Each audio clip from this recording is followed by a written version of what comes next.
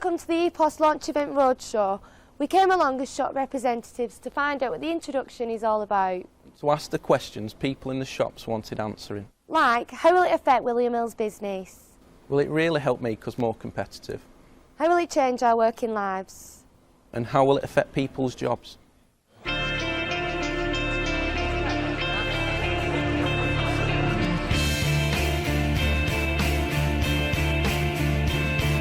Always wanted to say this. Welcome to Manchester United.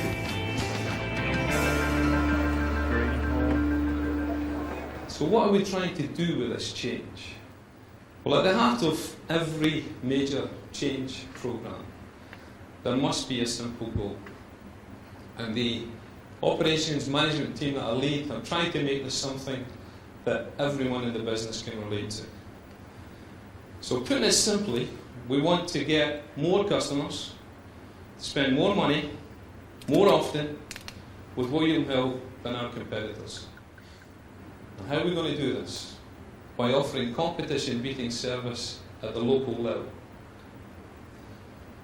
We aim to be the friendliest betting shop on the high street, where serving our customers with undivided attention always comes first. Famous expertise. We want to be famous for our knowledge and our enthusiasm for sport and for our tip-top betting expertise. Great in-shop experience. We aim to set the industry standards by taking great pride in the cleanliness, presentation and marketing throughout every area of our betting shops. The time is now right for EPOS at Hills. And I believe when we combine EPOS and the new tech system together with an investment in our people, and I'll repeat that, together with an investment in our people, I believe we really will be able to beat the competition out of sight.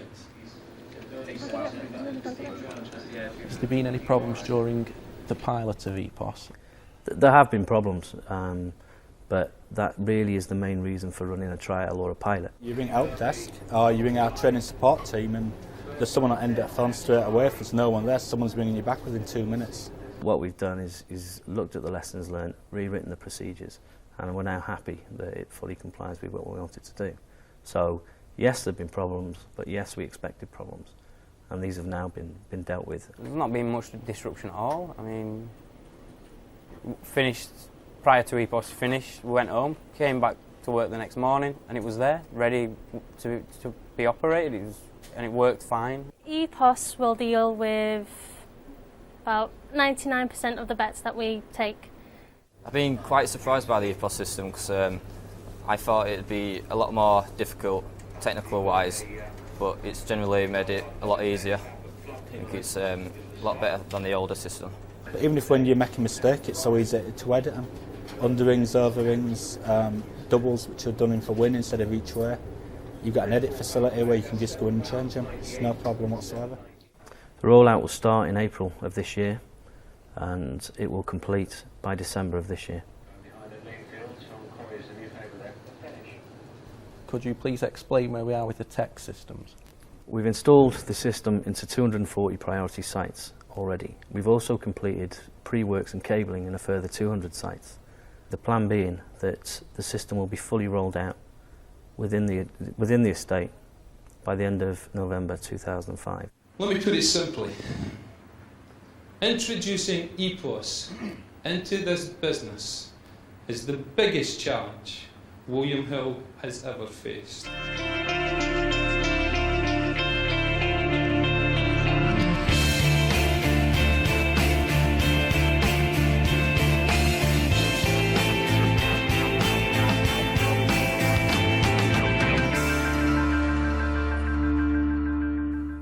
Every individual will attend a one-day off-the-job training course, and then every shop will also get 3 days support plus the first Saturday with a support trainer actually in their branch.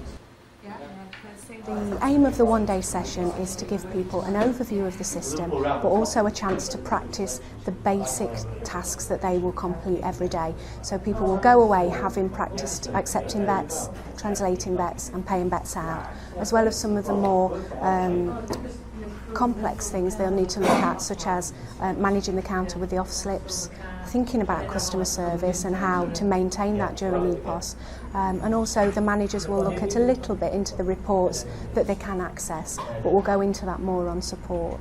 People are finding this a lot more straightforward because it's a till and we can just take bets and get in and out of translation as we need to. I think people in general are feeling, yeah, I can go away now, I've still got things to learn, but I feel a lot more confident in just being able to get the bets on, and I'm not worried that I'm now going to be facing a customer with this new till in front of me and that I'm going to know what I need to know. If staff still aren't comfortable after the initial training, will there be any further support available? What we've arranged is that everybody will get sort of the 3-day support plus somebody there on the first Saturday. And what we'll be doing is making sure there are experts within each district, sort of your job instructors, your district training coordinators, your district managers, people like that who'll be able to give you ongoing support. Is EPOS going to mean fewer jobs? Well, inevitably there are going to be some job losses as we kind of restructure and change business process. But in the main, most people will have the opportunity to stay with the business in different roles. Within field services and the race room and security, there are 152 people that are actually going to have to change roles or leave the business. Within the shops, whilst we know that the case is that we will have to lose 600 customer service assistants, if you think about the fact that we actually take on 3,000 customer service assistants every year, then we really think that will just be a question of people being flexible about where they work and rather than actually losing jobs. People will worry when they see 2 new terminals being fitted when there's already 3 people in the shop. There's no doubt, as I've said, that we're going to need some location flexibility.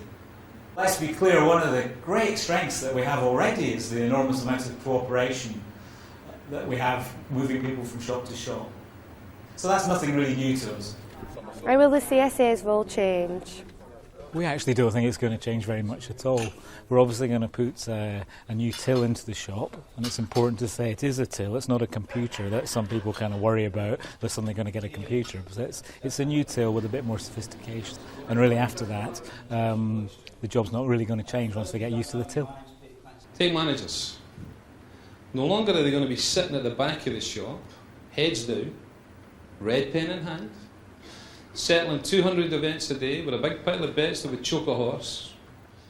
Now that's where there is going to be a bit of a change, because actually there are days of sort of manual bet settling and using the red pen and in a sense that being at the back of the shop, that's going to disappear, which I think is a great opportunity for them to come forward onto the counter, spend more time with the customers and generally that's the most significant role that's going to change in the initial rollout.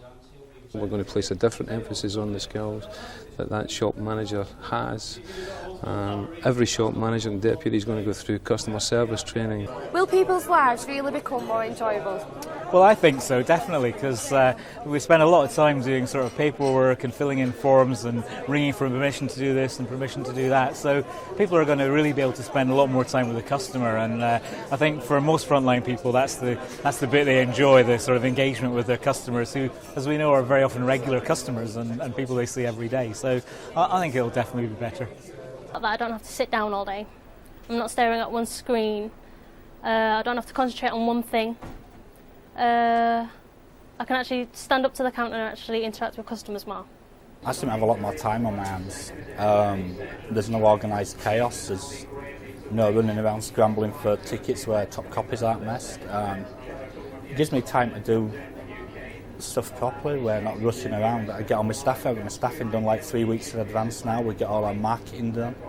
You're looking at the bets more, you're taking more notice of what people are doing rather than just taking a bet and then passing it to the manager. You're actually, when you're translating it, you're looking at what they're doing, which is very good for people that haven't been here so long as well, because they'll get to know the bets. Because of EPOS, we've actually got, there's less of the front office, back office mentality. We're actually together, working as a team, which I think will benefit the business in the long term, definitely. We want to get more customers to spend more money, more often, with William Hill than with our competitors. And how are we going to do this? Well, that's just as simple. By offering competition-beating service at the local level. How do the key elements give us an edge? Friendly service. You've worked in betting shops. I've worked in betting shops. And it's something that you notice when you work in a really good betting shop, that there's an atmosphere. People want to come into that betting shop, and that atmosphere is generated by the staff interacting with punters. It's not rocket science. We think if you have friendly people serving customers, then customers will repeat business. Famous expertise. It's great if you get someone there who is able to engage the customer in conversation and show that at least they know a little bit about the subject matter. The subject matter that, after all, punters are interested in. So we want to be famous for having people there who are interested in sport and offer a tip-top betting service to the punter when he walks in off the street. And a great in-shop experience. As I sit here today, I've got to say that I can't claim that in 1600 William Hill betting shops that punters go in and get a great in-shop betting experience. Now, I know that our people are capable of doing much, much better than that. So we just want to bring the spotlight in on customer service, on standards and on expertise. And I think by shining that light on those particular subject areas, everyone will know what's expected of them. I think that will differentiate ourselves from others in the marketplace quite significantly if we do it well. Finally, do you have a message for your troops? The William Hill organisation is in the FTSE 100. It's a strong organisation. It's well received by the city people. Our profits are healthy. There is we will not be beaten by any one culture in William Hill. It's always been there. Don't ask me where it came from. It's always been there. And I think we like a challenge. We like delivering. And I fully expect that our people at the front end, the guys who are, to me, the real Mr. and Mrs. William Hill, serving the public every day, are up for the challenge, and they will deliver. And it's our job to support them right through what will be a challenging 2005, but one that we're going to emerge from as a stronger company. And I look forward to that, and they should do as well.